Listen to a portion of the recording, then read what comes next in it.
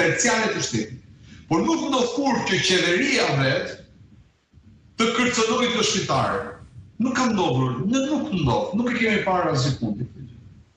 As në film nuk e kemi parë këtë gjë. Pra, çudirat që ndodhin në këtë vend janë të natyrës të paparë, të padëgjuar, që dhe fantazitë më të shprehuara të Hollywoodit nuk i përgjigjen dot. Me këto ngjarje mund të bëhen jo 10 filma, por mund të bëhen 150 filma. Pa asnjë lloj problemi.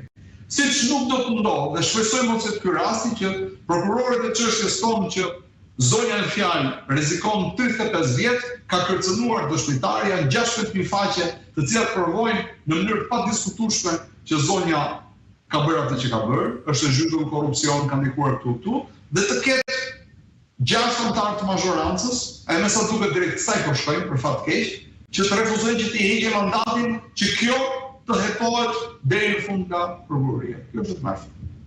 Nuk ndodh, është e pa dëgjuar, e pa parë, as në filma se kemi parë ndonjëherë si histori të tillë.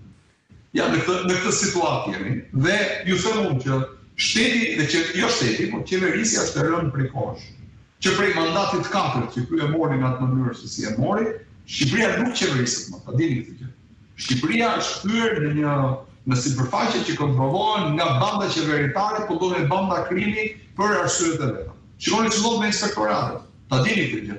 Janë 30 konsulë inspektorate lëshuar të gjithë me vënie gjobash me marrje llokash derisa të marrin plaçkën e tyre nuk i ndajnë biznesin. Bizneset e ndershme detyrohen të paguajnë vetëm që të heqin çapën. Edhe pse janë të ndershëm. Shikoni çfarë ndodh me ekonominë. Se si po ndahet. Shikoni keni rastin e fundit të flagrant të hapjes së derës për akshin për themelimin e kompanive shtetërore me kompani të tjera. Për të kanalizuar 500 milion euro në vit, duke shmangur dhe prokurimet publike. Pra, shikoni se çfarë ndodh. Opozita është në këmbë, i thotë mos e bë, sillin këto, sepse kjo gjë sjell këto pasoja, dhe as do të ketë njëri fare. Ka dhe njerëz të ndërgjegjshëm, deputet mazhorancës që bien shumë dakord me mendimet tona.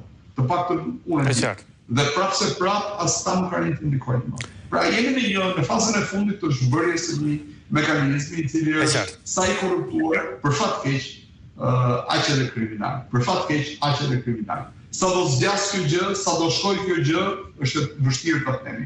Por ne si shqiptarë kemi ndorë t'i japim përgjigje brenda 40 orëve, nëse mobilizohen. Mirë Bozo, ne do të presim. Ne jemi dakord që kjo gjë nuk mund të vazhdojë kështu, për 40 orë kaq i kanë bërë kështu, regjimi ky bie. Por duhet të bëjmë gjithë dakord për këtë gjë, duhet ta fiksojmë këtu që asnjë nuk na shfuton për vetë. Do të presim sigurisht se çdo